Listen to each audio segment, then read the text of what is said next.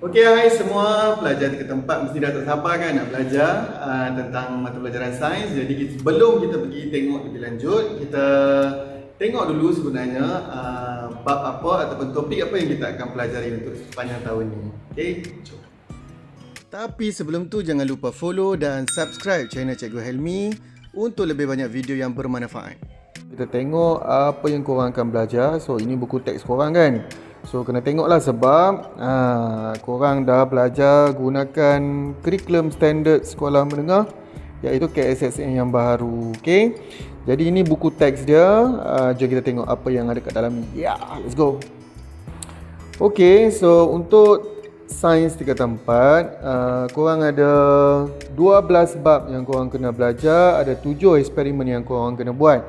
So untuk bab 1 korang akan belajar pasal langkah keselamatan dalam makmal, yang mana dalam ni korang belajar pasal tengoklah alat apa yang kita boleh gunakan supaya kita selamat.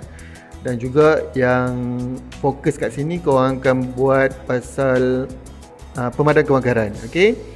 Yang kedua pasal bantuan kecemasan. Kat sini korang akan belajar macam mana teknik yang betul untuk CPR dan juga Heimlich maneuver. Ini untuk rawatan ataupun pertolongan awal kalau ada orang tercekik lah. Okay.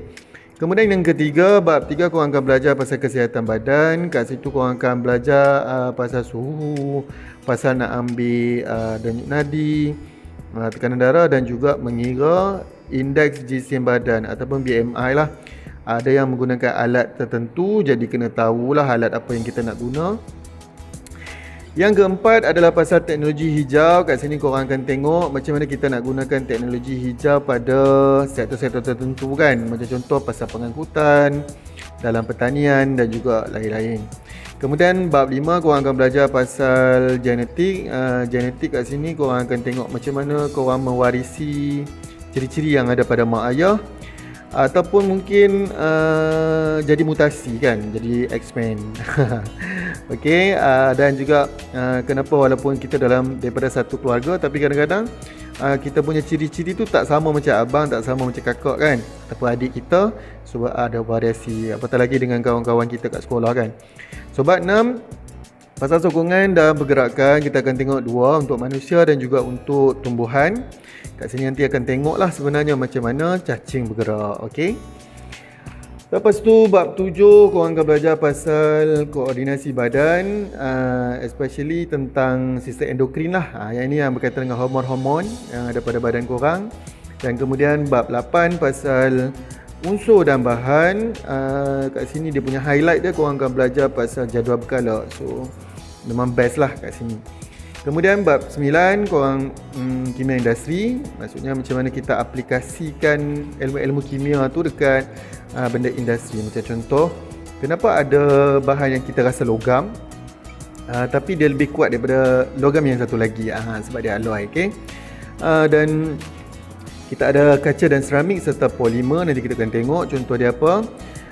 Bab 10 pasal kimia. So dalam kimia ni kita ada belajar pasal ubat moden dan juga ubat tradisional kan. Ini pun menarik sebab kita boleh compare dengan apa yang ada kat sekeliling kita. Dan kemudian kita akan tengok juga produk kesihatan yang ada kat sekeliling kita yang banyak-banyak tu, sihat tak sihat. Jadi kita ada ilmu untuk kita nilai. Okay? Dan bab 11 pasal daya dan gerakan. Yang ini pasal fizik. Jadi banyaklah korang akan belajar pasal daya-daya ni. Okay? Dan akhir sekali adalah pasal tenaga nuklear. Satu yang kita rasa macam bahaya, tapi dari situlah kita nak tahu kan sebenarnya apa lagi kegunaan tenaga nuklear, bukan yang itu saja kan. Okay? So ada 12 bab, saya ulang balik, dan 7 eksperimen yang kita kena buat, dan itu yang kita akan belajar. Okay.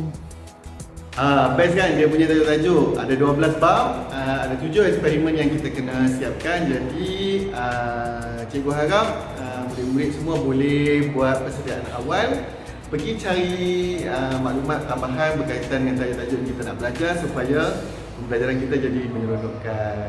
Okey.